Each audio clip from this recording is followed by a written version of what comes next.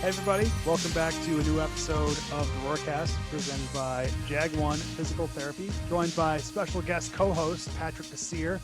He's the Associate Director of Facilities at Baker, something. I don't know what you're talking about. Director. You're not just, sorry for shortchanging you. I was going to say Associate Athletics Director. Everybody's got, see, what you need to know about Columbia is everybody's got a long title in their job. Director of Facilities and Operations at the beautiful Baker Athletics Complex. Up at the bubble at Baker. Look at you. That's the real thing. You're really sitting in the bubble right now. That's the real thing right there. Rocco V. Camiso Stadium.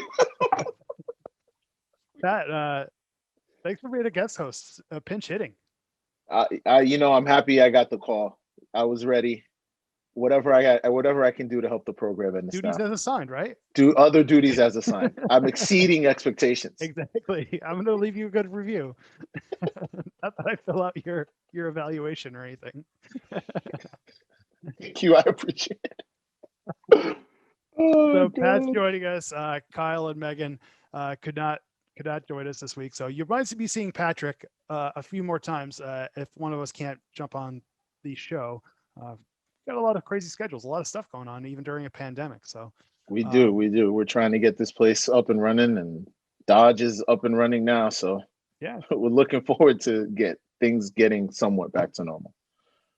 So this week we talked to Jim Bolster, the head coach of men's swimming and diving, mainly swimming because Scott Doney coaches the diving teams, and we talked to Ji Ho Hyun, a senior on the men's team. Piggybacking off of our conversation with the women's swimmers last week. So you'll get to know them a little bit more. Jim Bolster is quite a character, and Pat and I have been one of the best about the same time. So, you're going to hear a lot from him, some good stories. He's been here 37 years. So, and I unfortunately, I dated him, on that because he's been coaching here as long as I've been alive. Same. Which is so weird. Pat, you used to work at Dodge, still in Dodge, occasionally. What's your favorite Jim Bolster story? You have one? Can you pick one? There are a lot. Jim, I'm just going to give the story. So every year at the beginning of the year, I'm spoiling this for any prospective freshman coming in. Jim dives literally from the ceiling and dives into the pool, and that's how they start practice. How does he get to the ceiling? Like I cannot reveal that. There are secret passages that only Jim Bolster knows about, and he fits through.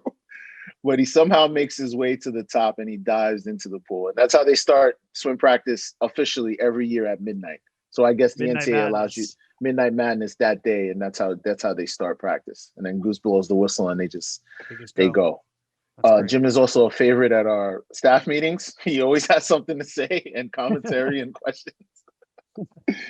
But he's been here. He's seen it all. He's been here a long time, and he's actually a really, really good guy.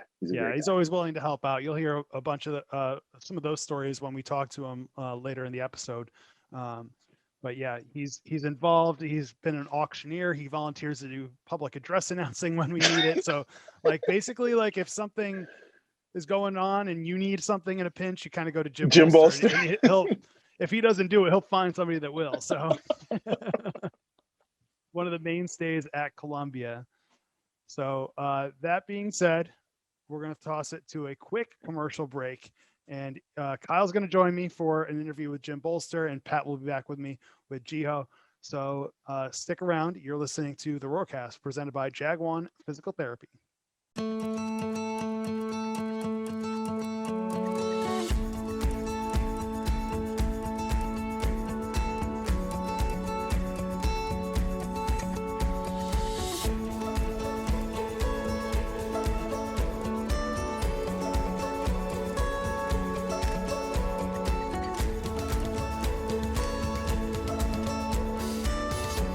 You're there for them. We're here for you.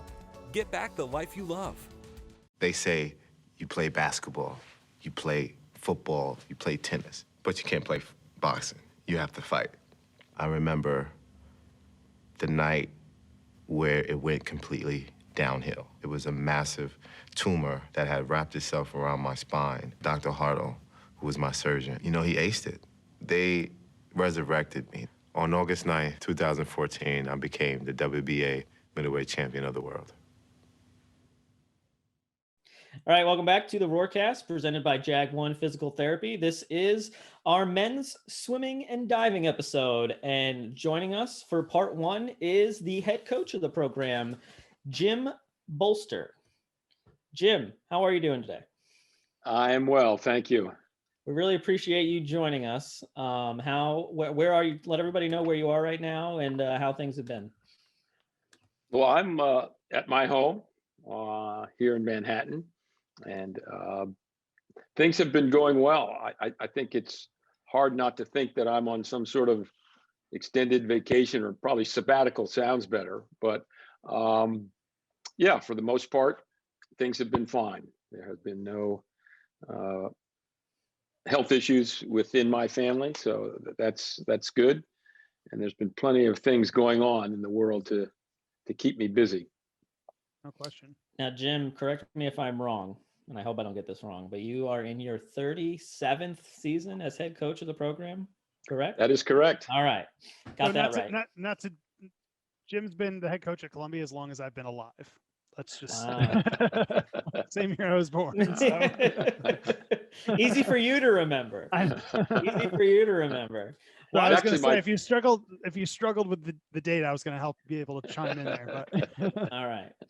So a staple at Columbia University and the Dodge Fitness Center, since the Dodge Fitness Center probably looked pretty new when you got there. I don't think so. Let our listeners know first, I guess, how you got to Columbia before we kind of take it from there. All right. Well, I was born and raised in Princeton, New Jersey. My dad worked for Princeton University. So That's a bad start, Jim. yeah, well, I realized that, but I had 7 brothers, or I have 7 brothers. I also have 6 sisters, but we used to go to the university and we would get into all of their facilities and play basketball, football, baseball, swim, whatever. So we grew up in a college environment. And I think very early on, I realized that, wow, I think that's something that I would like to do. I'd like to be in a college setting. I didn't know exactly in what capacity, but I had enjoyed growing up in a college community and felt like that was going to be really important to me. So, and one of the things that we did was we went to all of the athletic events. So I would see all the other Ivy teams come to town, and got to know the colors, mascots, whatever. And I thought it was a pretty cool league. And the other thing that I should tell you before I go any further, I always rooted against Princeton. I wanted them to lose every single game. So I was, from a very early age, I knew where I stood. Really drove that point home, Jim. That's good. Yes. My dad wasn't happy about it, but he didn't stop me. So when I left Princeton, I went to a small school in Ohio, Denison University. And while there, I had a decent athletic career. I played 3 different sports. And when I graduated, I wasn't sure what I was going to do, but I did have an opportunity to play professional soccer. I've been drafted by the Connecticut Bicentennials of the North American Soccer League. So I sort of knew what I was going to do immediately. But after that, I wasn't sure. But I ended up getting an NCAA postgraduate scholarship and was pursuing a PhD actually in higher education administration. And after my first year there, Denison University, where I went, called and told me that there was an opportunity in their Dean of Students office for an assistant, and they were interested in having me apply. So I thought about it. At the same time, the fellow who had been my soccer coach and swim coach at Denison became the athletic director. So he called me and he said, look, if you get this job in the dean's office, you could be the swim coach. And I thought, oh, wow. All right. That sounds pretty good. So sure enough, I was offered the job as the assistant to the assistant deans, and took the job. And Ted Barkley was his name. He was the new AD. And he said, all right, well, Jim, congratulations. You're the new head swim coach. I was 23 years old at the time. Fortunately, I had gone to Denison, so I had a pretty strong understanding of what the school was like and the potential of the swimming program. So I signed on. And so at age 23, I was a head coach. Never been mentored by anybody, didn't know the first thing about all of the administrative aspects of it, but I think how to write a swim practice and how to get the most out of the kids. So maybe the only professional soccer player to ever be hired as a swim coach. Could be, but it was a real challenge. And so I ended up being there for 5 years. And in what ended up being my 5th and final year, we took I took the swim team down to Puerto Rico for their January term training trip. And while down there, the University of Michigan was there, Brown was there, and it just so happened that Columbia was there. And we all the coaches went out for dinner one night, and I said, I was sitting next to the Columbia coaches, and I said, well, it's always been a goal of mine to coach at the Ivy League. That's really where my interest lies. I would love to work with Division I athletes. And I didn't really think too much of the conversation, but in April, the head coach of the men's program, Len Galuzzi, resigned. And so Jeff Ward, who was the fellow that I had dinner with that night, and was the new women's coach there. The program was just started because Columbia had just gone co-ed. So he was the first women's coach. He called me and said, look, this position is open. I've talked to my athletic director, and we really would like you to apply. And to be very honest, I was thinking, wow, well, Columbia didn't even have a swim team when I was growing up. So that's not, I was thinking more along the lines I'd be at Dartmouth or something like that. That was at least my thought. But I thought about it. I thought, wow, well, here's a school that's reaching out to me. I'd be crazy not to take this opportunity. So I applied and came for the interview. And on the day of the interview, Columbia was in the middle of registration for the fall classes. And as I came across campus, I happened to get a copy of the registration book. And it was like 250 pages of classes. And I was coming from Denison, where I think we had 10 mimeograph sheets of all of the courses that were available. So I saw this and I thought to myself, holy cow, I got to come here. I could look at all these classes I could take. So, that was before I interviewed. And I guess the interview went well because they offered me the job and I decided to take it. Sort of the sad part of that story is I haven't taken a class yet. I've been here 37 years, but I guess the interview went well. They offered me the job. I took it, and I'm still here and still enjoying it. Huh? Rest is history. I was going to say, I hope whoever finished number 2 in that interview process is hopefully not still waiting for you to step down. To leave. Yes. That's funny. So, I mean, in 37 plus years now with the program, I mean, you've accomplished more than, as a head coach and your student athletes than I really have the time or the, wherewithal to get through. But I do want you to have the opportunity to bring up some of your proudest moments since you've been at Columbia. Like, what are some of the ones that whether they were, the achievements of your students, whether they were something that the team did, like something that kind of comes to your mind in that time? Sure. Well, I'll try to give a couple in each decade. All right, go through the decades.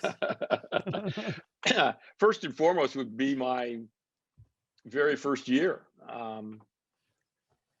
I thought that I was taking over a program. Actually, I was taking over a program that had just won an Ivy title. They had shared it 4 ways with Cornell, Princeton, Harvard, and Columbia. They were all 7-2. And at that point, the teams with the best dual meet record within the league were declared the Ivy champions. So that was part of my incentive to take the job, was I was going to be working with a team that was coming off of a Ivy championship. And I was hoping that, I could continue that trend. Well, probably with any change in coaching systems, I guess it presented an out for a lot of athletes. So I thought that I was coming to a team of 19 to 20 athletes. There ended up being 13 and no freshmen. Gordon Spencer, my diving coach, had actually recruited some divers, but there were no freshman athletes on the team. So we only had 13 guys, and we sort of became known as the Dirty Dozen. And we won our very first meet. We beat Penn, went down to the last relay. At that time, relays were scored 7-0, and the score was 53-53 going into the last event, the 400 freestyle relay. So whoever was going to win that race was going to win the meet. And we won it. So we won the meet 60-53. And, I told the guys that, hey, we're on our way.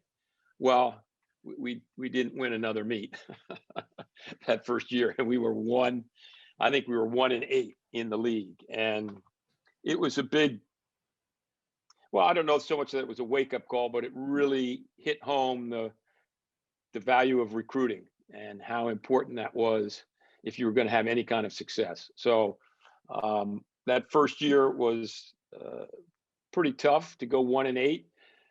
And for a lot of the guys, I mean, I was, I guess, 29 years old, but most of them thought I was 18. So it was really difficult for them to kind of view me as, what does this guy know? But we hung in there. And 4 years later, in the 88-89 season, we went 8-1 and shared the Ivy League title with Princeton. So we knew that we could do it.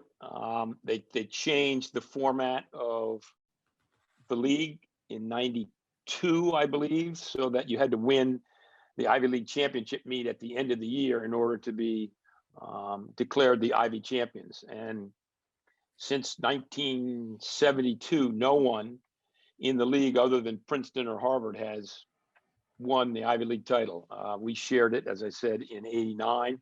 So we were probably the last team other than those two to lay claim to the title, but they have been pretty dominant. So those were certainly some highlights early on. In 2000, I got my first NCAA qualifier, Jared Doherty. He qualified in the 50, 100 free and the 100 fly. And there's really kind of a fun story around that if we have time. Of course. That's why we're here. The meet was out in Minnesota. And 2000 was an Olympic year. So the meet was held in a 25-meter facility instead of a 25-yard facility. So we went out to the meet, Jared and I, and I believe it was the morning after the prelims of the first day. And Jared swam the 50 free. He didn't make it back to swim at night, but he had a good opening swim. And while he was sort of cooling down after his race, the meet director, at the conclusion of the morning's prelims, I heard him cussing up a storm because his announcer, whoever the guy was, walked off the job. They had given him some feedback after the morning prelims about sort of what they wanted him to do. He didn't like that. And he said, I'm not coming back. I quit. Don Meggerly, that's his name. So Don, I knew you'd do it. I knew you'd come up with it. was cussing up a storm saying, I can't believe my friggin' announcer just left. I don't know what I'm going to do. And so I said to him, well, listen, Don, if you don't find anybody, you let me know because I could do it. And he said, "Oh, really? Do you have any experience?" And I said, "Well, yes and no. I did my high school basketball games, and I grew up with a little transistor radio listening to Chicago Blackhawk games late at night when I was in bed. And the announcer, the public address announcer, was just phenomenal. And so I, started honing my craft back then. Never really got a chance to demonstrate that, but if you don't find anybody, I could do it. You could count on me." So I don't know. Later in the day, he said, "All right, Jim, look, we are stuck. I have nobody. Can you do it?" And I said, "Yes." And so I got up there, and I had to introduce the national anthem or whatever, and then I welcomed everybody, and I said, "I want you to grab your socks. Let's get ready to rock," or something like that. So it unfolded, and they were just, their jaws dropped. They could not believe what I was doing. And I was almost doing play-by-play of every race. I had all this information about the kids that were in the races. I knew the mascots of each team. I was having fun, and I was calling the 500 free, which is 20 lengths, and it can be that's a kind of while. long, but I was doing everything I could to Kept it make interesting. these races interesting and excited. And I had so much fun up there, and as a result, the NCAA hired me for the next 5 years to go down to the meet, regardless of whether I had a swimmer or not, and call the meets, be the announcers for the meet. So on Saturday, which was the 100 butterfly, Jared, my swimmer, qualified 16th. So that was guaranteeing him a swim at night and honorable mention All-American status. And he led after the first 50 of the race. And so I was giving him all kinds of play. I was saying, "There's Jared Doherty from Columbia University. Look at that kid, man. No one even knows about him. He's out long and smooth." And I just had a field day, gave him lots of play, and really had, a lot of fun with that. So that established my announcing career as well, at the same time that we were competing at NC2As. And I did it for the next 4 or 5 years. So a lot of fun. And then, we've had some, I think next year, 2001, we went to the Ivy Championships and we won 5 events. And we had never, I don't think we'd ever won one in my first 15 years. But that year I took the swim team down to Florida for a training trip. And instead of renting vehicles to transport the guys back and forth, I made them all rent bicycles. So we got to the bike store and everybody got a bike. And I said, "Okay, here's where the pool is." They all took off. And there were 5 guys who did not know how to ride a bicycle. And I was like, "What? You got to be kidding me. You don't know how to ride a bike?" So I spent about 20 minutes, 30 minutes trying to teach them. And then I said, "Look, guys, here's where the pool is. I got to get there to run practice. We'll see you there." Well, 2.5 hours later, by the end of the practice, they all made it. But we were riding about 9 miles a day, every day to practice. And we get to the Ivy Championships and we win 5 events. And everybody was saying to me, other coaches, "Your kids' walls, their kicks, they look so strong. What were you doing?" I said, "Well, I had them riding bicycles for 2 weeks, 18 miles a day." And now you got city bikes here, so Yeah, right. The training I was gonna say, have you invested in the city bikes yet? But we've gone on to have a lot of Ivy champions. Adam Clayton Powell was a great performer for us. He won 4 or 5 Ivy titles, went to 3 NC2A events, scored 15th and 16th, so got his name on the board, got us points. This past year, or this past fall, even though they weren't swimming, the team got a 3.8 GPA and had the 4th highest GPA in the country. And we sort of asked them, what's the deal? How come you guys did so well? I said, well, we weren't swimming 8 hours a day. So I'll have to think about seeing if I can incorporate that somehow into next year's training. But, there've been highlights every year almost throughout. And I don't think I'd still be here if I didn't feel like the team was getting better each year. And also, I get 8 new kids every year. So I get 8 new problems. And that's always fun to work through, to try to figure out how to relate to the guys and sort of understand where they're coming from. So, there's been a lot that has happened in the 37 years, and, it's all been good. That's why I'm still here. I was also gonna ask you, when you got here, I'm sure you didn't think 37 years later that you'd still be here. It's just not typically, especially in the coaching world, it's just not typically how it goes. So, at what point in your Columbia career did you see yourself staying here, like, pretty much permanently? Well, Kyle, to be very honest with you, I never thought about that. I think that's part of the reason why I'm still here. I don't, I guess that's just not the way I think. Yeah. I took the job because I thought it was going to be challenging, and it gave me the opportunity to do all the things that I said I wanted to do. I mean, I don't think I had necessarily ever set out to be a coach, but I'm glad that I have ended up being a swim coach. I mean, I could have been a soccer coach, I guess, or a lacrosse coach. Those were the other 2 sports that I played. And I think that I would have been just as happy and perhaps as successful. Who knows? But tell Kevin Anderson to look out. Yeah, I don't think so. But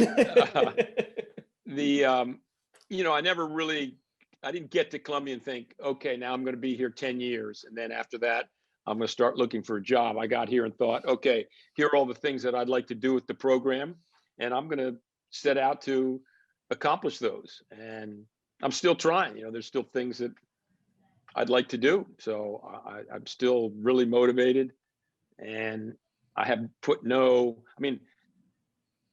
I suppose as of today, I would tell you I'd love to make it 40 years, but that's because you asked me. That's not something that I wake up thinking about or thought about when I started way back in '84. It was, wow, this is really fun, and I'm getting to do what I like to do. And, for the most part, there's not too many people around telling me what to do. And for me, that's a good working environment. Tell us a little bit how your coaching style has evolved. Like, can you believe from where, how you got to where you are from where you started? Yeah. That was one of the things that I think I learned indirectly from my coach at Denison back in the 80s, Ted Barkley. He swam at Ohio State, I think back in the early 60s. And I felt like he was still using some of the 60s techniques with us in the mid to late 70s. And, I felt like that wasn't, he didn't always adjust to the time. So I think one of the things that I think has helped me continue to be successful is, for the most part, I've continued to be an athlete. I've done a lot of different things. After sort of playing days of soccer, lacrosse, and actual swim meets ended, I took up triathlons and some endurance sports. And, it was really important to sort of keep in touch with coaching techniques, training techniques.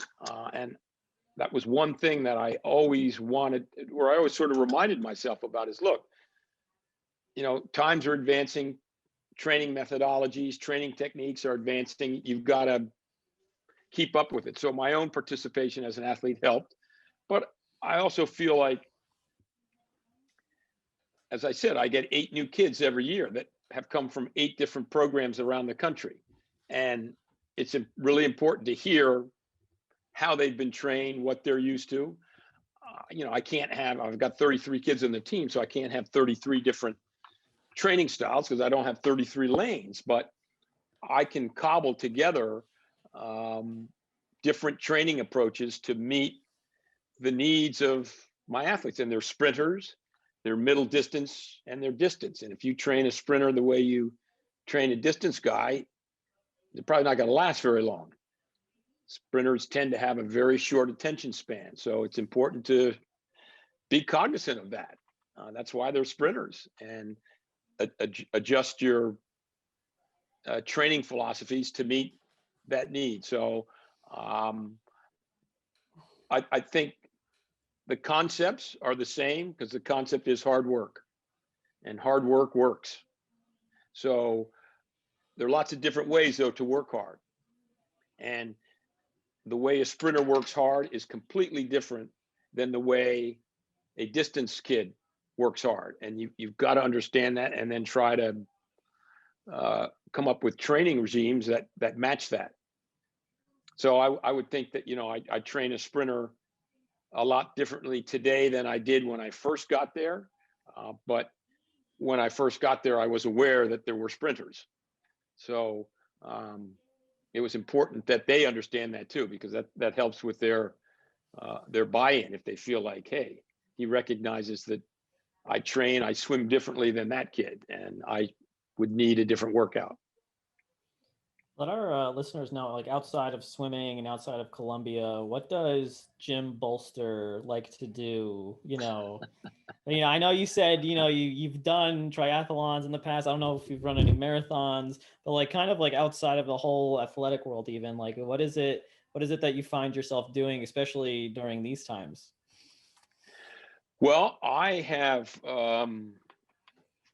become a huge puzzle person in these last 9 months, and I do anything ranging from a 200 piece puzzle to 1,000 piece puzzle, and I have sort of developed my own, I don't know if it's unique, but it's my own style for doing the puzzles. And it has nothing to do with looking at the picture of the puzzle to see what I'm supposed to be putting together. It's all generated mostly by the shapes and sizes of pieces, and I organize them accordingly to the side of the puzzle before I even get started. So that's been a lot of fun. I've also really engaged in the department's efforts to pursue and push issues of social justice, diversity, equity, and inclusion. So I've been participating with a lot of interest and energy in the efforts of the department to address these matters. I read a fair amount, or I like to read. So that's something else. And sleep. Sleep is very important. It is very important. I like to think, or I like to try to operate at a pretty high energy level. So, trying to get at least 8 hours is important. And, I have 3 boys and a great partner in Sharon. So I like to try to spend some time with them as well. Any of them become swimmers? No, we made sure that they knew how to swim, but none of them became swimmers. My middle son, Luke, plays basketball at Columbia. My oldest son, Jake, ran track at Hamilton College. And my youngest son, Clay, is going to play basketball at Colby. So they've been athletes, but none of them are swimmers. And I'm very good with that. I spend enough time as it is as a pool. Yeah. I'd hate to leave and spend another 6 or 7 hours at somebody else's pool. So what's it been like? What's it been like for you having Luke at Columbia the last few years? I mean, I'm sure he's always been somewhat around, but what's it been like these last 4 years with him as a student athlete? Yeah, it's been a lot of fun. I mean, I usually try to go to a lot of the athletic events here anyway, but having him on the basketball team, we drove to Lafayette. I mean, we went to away games. That was something I don't think I ever would have done otherwise. And getting to know the players in the basketball program, has just really enhanced my whole Columbia experience. So it's really been a lot of fun. It's kind of devastating that they're not having this year, because we really missed getting to know the other parents on the team and getting to know the athletes and traveling to watch them play. But it overall, it's been a very, very positive experience. I wanted to go back on your work with the diversity and inclusion group. Tell us a little bit about that experience and what you guys have been working on in these first stages of the group's creation. Yeah, I just lost my earbud, so hopefully you can hear me all right. Yep. They just went out of. That's okay. His volume still sounds good, right? Yep, sounds good. Okay. So this was a committee put together by Kara Holtzclaw, who was a recent hire to the department. And she reached out to the entire athletic community or coaches body asking who would like to volunteer to be part of this. I think it's called We Roar Together effort. And it was an effort to sort of hold the account, or it is an effort to hold the department accountable to questions of diversity, equity, and inclusion. And I think the initial response was pretty good. There are probably somewhere between 23 and 30 of us who volunteered to be part of the committee. And then once we had several meetings, we developed 4 subcommittees, and one is devoted to the hiring and retention of staff so that the department itself would be reflective of diversity, equity, and inclusion. And we, that committee wanted to focus on our hiring practices and to make sure that we are including in our searches and sending information in our searches to the various publications that would get at a wide range of people that we could have as applicants for the job. And an offshoot of that is that now whenever there is going to be a hire within the department, a representative or several representatives of the hiring and retention committee would be part of that interview process. Another committee is the continuing and re-education.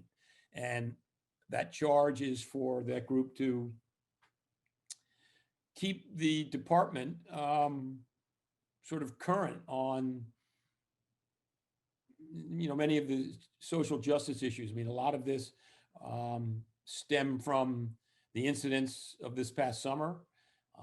And the group is making an effort to provide the committee itself, the overall committee, and then the department with films, documentaries, publications, news articles to read and discuss, and an effort to have conversations about race and ethnicity and racism. There's a committee, a BIPOC, which is people of color, and it's an effort to focus on the lives of our student athletes, Black and brown, and other people of color, to make sure that their experience on campus is a positive one, and particularly within the department, that there are things that perhaps the department is not aware of that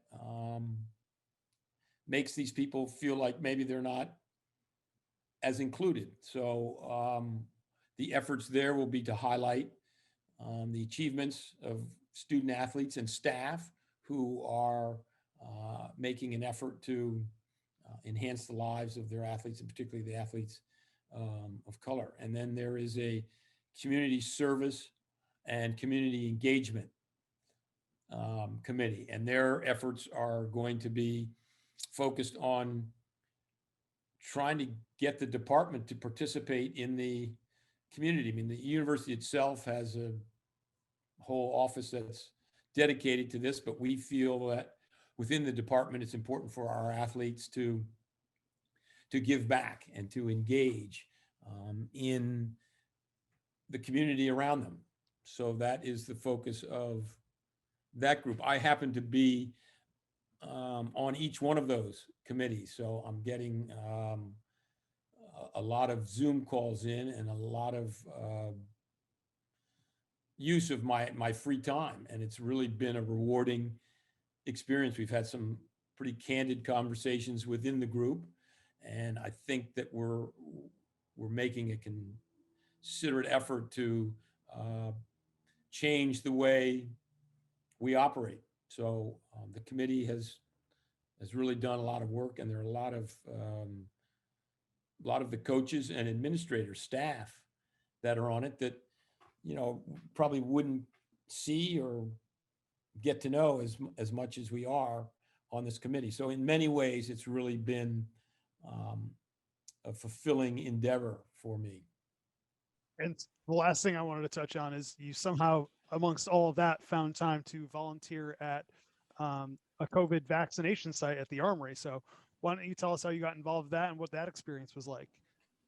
Yeah, well, that was a very uplifting, positive experience. And Columbia, well, I guess our athletic department received a request to have volunteers come and help with the vaccination process. And Peter Pilling brought it up in several of our head coaches calls that there was a call for volunteers. And if you were interested, sort of here's how you could go about doing it. Jim Gossett, our head trainer, pointed out that he had already volunteered. And, this is a tough issue, this pandemic. It's really wreaked havoc with almost every part of our lives. And one of the first steps in overcoming it is to try to get to herd immunity and getting people vaccinated. So I just thought it was a really important cause to be a part of, and something that I guess I feel like I have a lot of time for. I mean, I don't have 6 hours a day of swim practice. So how can I fill in this? You have to do 4 8-hour shifts. So I chose 6 a.m. to 2 p.m. because 6 a.m. is pretty much Your usual hours. Yeah. Yes, exactly. And so last Friday was my first stint, and it was terrific. The number of people that thanked us. I mean, some people thanked me for developing the vaccine, which I didn't tell them I hadn't, but it was really the appreciation from the people that came was unbelievable, and they were really overjoyed that they had this opportunity to get this vaccine. And I feel like I'd like to do everything I can to support it. And as you may or may not know, there are a lot of people out there who have suffered significantly from this vaccine, and not everybody is comfortable getting it, and not everybody's going to get it. And it's really important, I think, that as much as I can model that this is something that's worthwhile for everybody to have, and to try to help as many people as possible get the vaccine, but to help the country as a whole get to a point where, I don't know if we'll ever get back to normal, but at least begin to approach that. And people of color, the Black community, Hispanics, they're people that probably need it more than anyone. They've really been ravaged by the disease. And I just feel like anything that I can do to help get that word out, but also to help people get it, would be a really positive step. So Friday was a very uplifting experience, and I have 3 more Fridays to go, but I think that I'll probably try to volunteer until they're out, or through next school year when it starts. I probably wouldn't have 8 hours in a day, but until then, I think it's a pretty easy thing to do, and something that as I said, I I really enjoyed being out front with those people and hearing some of their concerns and seeing the appreciation they had for the opportunity to get the vaccine. So very, very uplifting day. Now, I recommend that for anybody who's a Columbia employee. If you can participate, it's a great cause. And I think Columbia is the only hospital that's doing that. I don't think that Mount Sinai or NYU, and it's all volunteer driven. The vaccinators, I think, are professionals, but everybody else is a professional in another field. They're just volunteering their time to be a part of it. I think some people, it's a way to get the vaccine, so that's helpful. But if you looked at the body of registrars, it was really impressive to see who all was there, the walks of life, the roles that they serve at Columbia Presbyterian, but also in the, down at Morningside Heights and all of other Columbia affiliations. So it was a really powerful experience. Great. It's great. Yeah, that's awesome, Jim. Well, I'm sure, the athletics department, there are other people in the athletics department I know volunteering as well. In fact, I did it with Mike Miller. Mike Miller, yeah. Yeah, he was there. Yep. I really enjoyed chatting with you guys. I hope this has been fun for you. As it has been. Yeah, it was great. No, Jim, I like this. Keep going. You close it out, and then you let everybody know who we're going to talk to next. Come on, throw it. I want to see it. Throw us to commercial. Break. Throw it to a break, and you let everybody know who we're going to talk to when we come back. All right, gang. Listen, next up is one of my captains, Ji Ho, graduating senior from the state of Michigan, a sprinter. So make sure that you ask him about how he's trained, if he's trained differently from the middle distance and distance guys, just so that my word is good here. But been a pleasure talking to you guys. Enjoyed every minute of it. And I know that we've got a little commercial break, but I trust everyone will be back because that's right. It promises to be good. Thank you.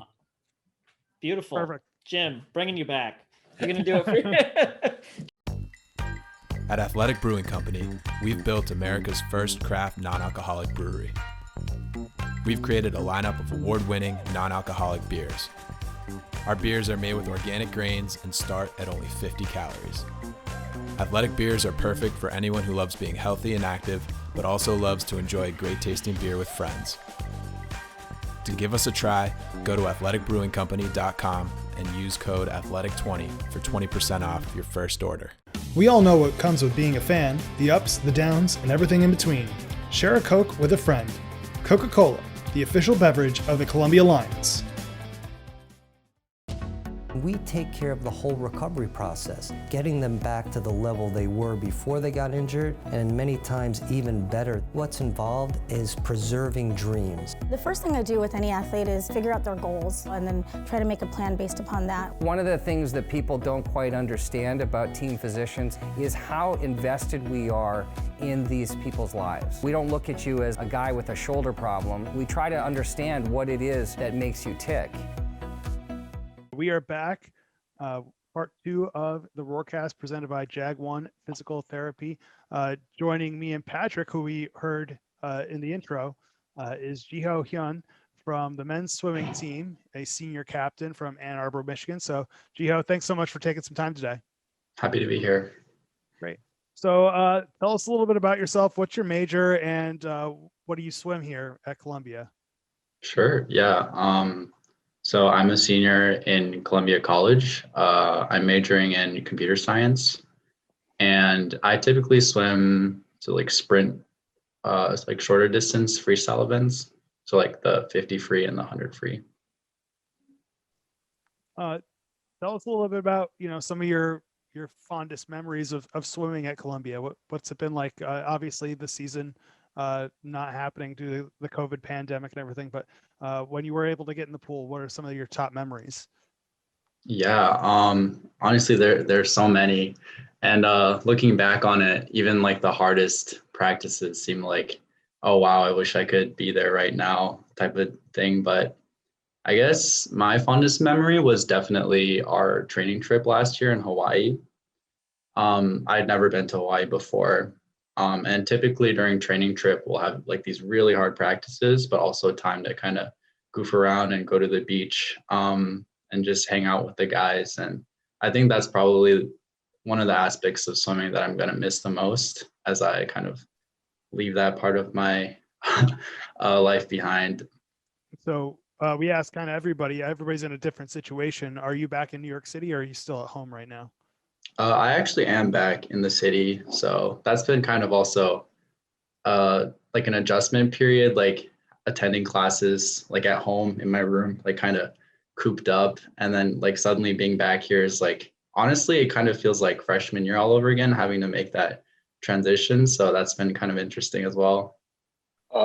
Talk to us about Jim Bolster. I know at the beginning of the year, he always does like a big dive where he dives from the ceiling when practice starts. But talk to me about how Jim is with the program and you guys, and some funny stories that you may have about Coach Bolster. Oh, Jim. Let's see. Jim, definitely one of the most interesting people like I've ever met, honestly, in my entire life. He's been around for a while. He definitely knows his stuff as a coach, and I have a lot of respect for him in that manner. But it's just like he does some crazy stuff for us. And I mean, like, yeah, the dive. I hope no one who isn't supposed to be listening is listening on this, but because we typically surprise the freshmen with that. But that's definitely one of the team traditions that I kind of look forward to every year, is having Jim jump. Jim knows each one of us really well, and he won't hesitate to help you with whatever you need help with. And I think that he understands us sometimes better than we understand ourselves. For example, last year I was really struggling both with swimming and with school, just because of like the workload, and like sometimes you just get in a rut. And Jim decided to put me on the 400 free relay at the end of our meet against, I think it was Penn. And we were like pretty much shoot in to win the meet. And I just hadn't swam like a winning race in a long time, and he didn't have to put me on the relay. But he did, and we won. And it was honestly like a really great feeling. And I think he knew that I kind of needed that in that moment. And I think he does these kind of things that we don't really notice all the time. But at the end of the day, I'm like really thankful that he was my coach for the past 3 seasons, and I'm definitely going to miss him once I graduate. So great. Let's take a step back, because last week we had members of the women's swimming team, and we talked about how they kind of got into swimming. Was it early on for you, or is it something that you really, tried to hone in on a little bit later on? Yeah. Honestly, I was not the most athletic kid growing up, a little heavy, a little flat-footed. So my parents definitely wanted me to do some kind of like physical activity. And we tried basically everything, like basketball, tennis, soccer, and I just couldn't do any of them. And then they decided to give me swimming lessons just because, like, I mean, it's like water safety, but also they were kind of running out of options. And it kind of clicked. Like, I honestly, like, it was like the first sport where I was like, like maybe I might have a shot at this. And so I stuck with it through age group swimming, which I think a lot of people do. Kind of took a break from it. And then I actually moved to Korea. And the training there is kind of insane. And it kind of whipped me back in shape in time for high school in the US. And that's kind of how I ended up in college swimming. So tell us a little bit about that. What led you to move to Korea? What's that story? So I grew up in Ann Arbor most of my life. I didn't speak basically any Korean. And then my dad got a job there. So we all packed up our bags and moved there thinking we weren't ever going to come back to the US. And I really just like could not do it there. Like it's like culturally very, very different from the US, not just in terms of like the language, but like there are little things that kind of didn't click. But the swimming there, it's like if you swim, you're going to be doing it as like a career, or like you want to do it like basically like as a coach or like for the rest of your life. So like people there treat it very seriously. It's not just like you know, you do it because you want to stay in shape or like you enjoy it. It's like you're committing to this. And I honestly didn't know if that was the right thing for me to do. But I did like improve a lot just because we were doing so many yards. But we ended up moving back anyways to the US, right back to Ann Arbor. So it's like I almost never left. So that was how long were you in Korea? I was in Korea basically for the entirety of middle school. So like 6th through 8th grade. And was it a little bit of an adjustment coming back to the United States, or was it just kind of like you kind of blended right back in? Yeah, no, it was definitely different again, just because like I'd gotten so used to like, oh, you have to like be very formal with people who are older than you. And then like people like 2 years older than me, like, why are you acting like this? Like, we're just friends. Or like my teachers and stuff, like the way I treated them is very different from how teachers are typically treated here. Yeah, little things like that. I just like, it took me a while to kind of be like, oh yeah, I'm back in the States again. So I kind of, I had to transition from being an American to Korean, and then back from being a Korean to an American again. So going back to your school, I was on your LinkedIn account, you know, just doing some research before this interview, and it says you're a student developer for the Columbia Virtual Campus. Talk to us about that and how maybe what you worked on is probably helping the campus community with what's going on right now with COVID and everyone having to stay at home. Sure. Yeah. So actually, this is kind of an interesting story. So I was originally going to do an internship in the city before the pandemic hit, obviously, but everything got canceled. And I was back home just like, I guess, twiddling my thumbs, and I didn't really have anything to do.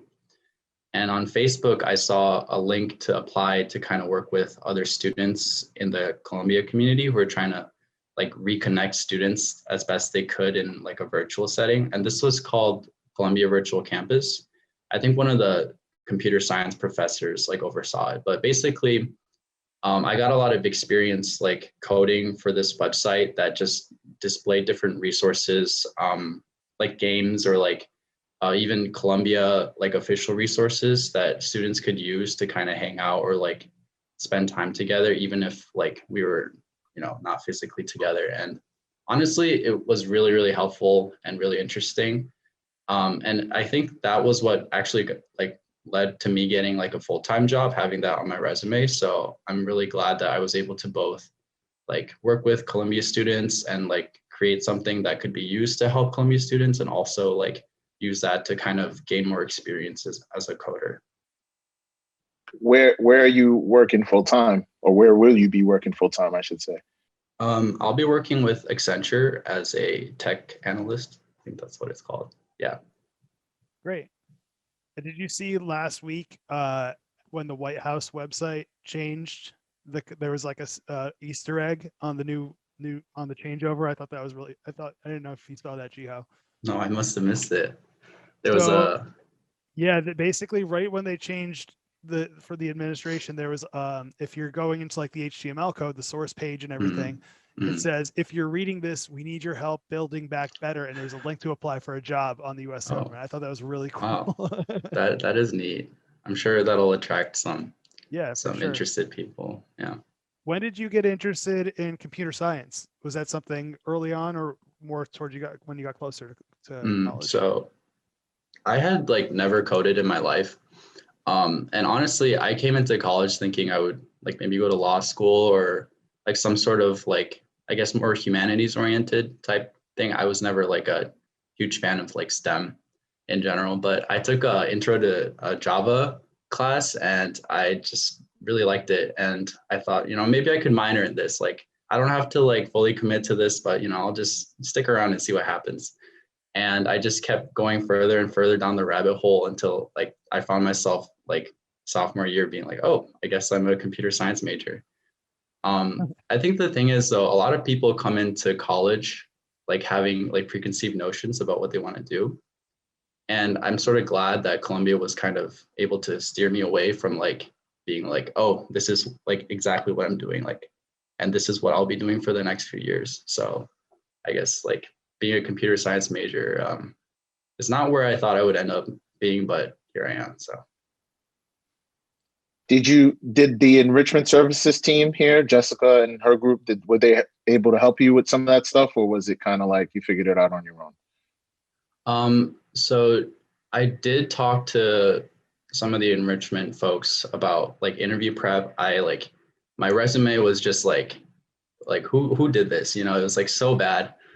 So they were able to point me towards different resources as well as like different people I could talk to, even like tips on like networking, because even though like tech is a little less kind of like knowing the right people, it still definitely helps to like talk to people who are who are in the industry.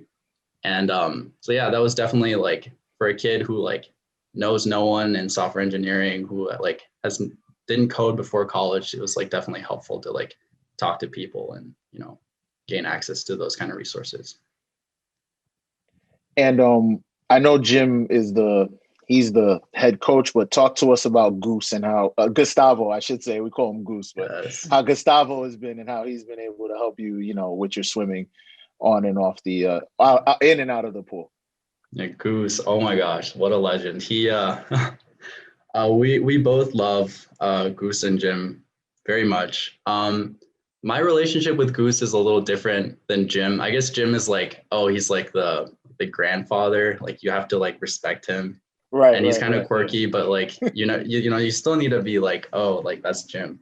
But Goose is like, you know, he's like a pro. Yeah, he is. I mean, like he'll send us like memes. I remember one time he sent us like this ridiculous GIF like out of nowhere for like no reason. I was like, who is this guy? Like he's our assistant head coach, but like, I don't know. Goose is like very approachable. I actually at first I was a little intimidated by Goose just because like he's like very like stone-faced. Stone-faced, and he stands up straight and he's very like straight, you know. So like I was like freshman year, I walked in, I was like, oh, I can't mess with, I don't want to get on the wrong side of this guy. But like I think deep down he's a softie. You need to get to know him a little. But he's very like sarcastic. And he'll roast you if you like mess up in practice, or it's just, we have a very like close relationship as a team with Goose.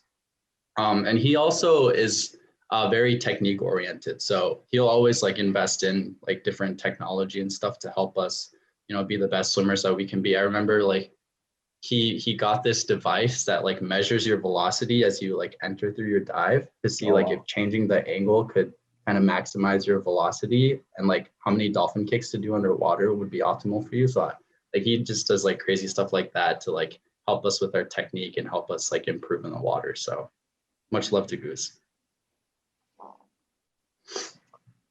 What are some things you're gonna miss about Columbia? Just being, you know, on campus, being around. What are some things as you look back? What are some things you're gonna miss, like just leaving and going into your hopefully professional career in life? Yeah, honestly, I mean, besides the team, I think just like having the freedom to like go to the library, like, and just like the only thing you need to do is an assignment. I think like I'm gonna miss like, because like at the time it's so stressful, like midterms and projects, and like now that the end of that is approaching, I'm like, wow, I'm gonna have to like pay taxes and stuff. I'm gonna like have to like, you know, like you're grown up. Respond to a boss. You're exactly. Grown up, yeah. Cook like, and clean and do your own stuff. Yeah. I think like, you know, like just the simplicity of college life. I think you really, especially for me, like having not been here for the fall and part of the spring last year, it's like, you know, in a lot of ways you feel robbed. And there's not a lot that you can do. It's not anyone in particular's fault. Like you can be angry, but like you just have to kind of keep moving forward, I guess. Like we had like team breakfasts in Ferris, and at the time I was like, oh, I hate this food. Like I'm so sick of it, you know. But I'd do anything to have like a team breakfast in Ferris again, you know, or like go to JJ's at like 2 a.m. and like eat 5 burgers because swimming keeps you in shape and you can do that kind of stuff. Like I can't do that anymore. I have to like watch what I eat. But yeah, and trust me, like, it's hard. It's hard. Yeah. It's hard. Yeah, definitely. I feel that. But yeah, I think just like knowing that, you know, you have these people around you and you're living with them, your teammates, your friends, and then like we're all kind of going our separate ways after, we graduate. And I may never experience anything like what I had at Columbia ever again. So I think that kind of nostalgia factor is already kind of hitting. So. Well, I'm going to ask one more, fun question that we asked a lot of our guests here before we let you go. Any interesting hobbies or routines you've picked up since since the pandemic's hit? A lot of people are baking, learning an instrument. What have you been doing? Yeah, I've actually started investing in the stock market. That's another common answer. Yeah. We're definitely at Columbia, Pat. Yeah, I know. It's not like one of our biggie schools that we've been to. I think there were a lot of people who decided that, like during the pandemic, they could, put their money to good use. And unfortunately for me, it's been put to bad use. Like, if you go into the stock market like not knowing anything, like you're gonna lose a lot of money. So that's kind of the lesson that I've learned the hard way. But I think it's a use, like the money that I put in now, like it won't matter much in the long run. Like it's just like I kind of view it as like tuition, because I think that being like financially responsible is like a really important skill to have later on in life. So just like learning to, not just save money, but maybe put it somewhere that it'll like, like do this like magical stuff while you like go on with like your life is something that I think not enough people know, or maybe they do, but they just don't act on it. So I think it's been a good like lesson for me, I think. For sure. Any tips for us? Any hot stocks we should be looking for? No pressure. I guess my biggest tip would be don't learn your investing from someone on the internet or someone like me. Don't just go on Robinhood and yeah, exactly. Yeah. Not that easy. All right, Ji Ho, thanks so much for taking some time. We had a really good conversation. It was a lot of fun. Good luck this last semester, and we'll hopefully see you soon in person. Yeah, thanks so much for having me. This was a lot of fun. So. All right, Patrick, that was good. I think we're gonna bring you back. Oh wow, thank you. Look at that. Our fill-in host, pass the test. Thanks so much for listening. Remember, we're on live each Monday on Twitch at 10 a.m. and you can check out the full audio on Spotify or Apple Podcasts, SoundCloud, Stitcher, wherever you get your podcast. We are there. Search for Columbia Athletics. Give us a follow or subscribe. Leave us some comments. We want to get better for you. So until next week, I'm Mike Kowalski. Once again, I was joined by Patrick Desir, and thanks to Ji Ho and Jim Bolster, and we'll be back next week.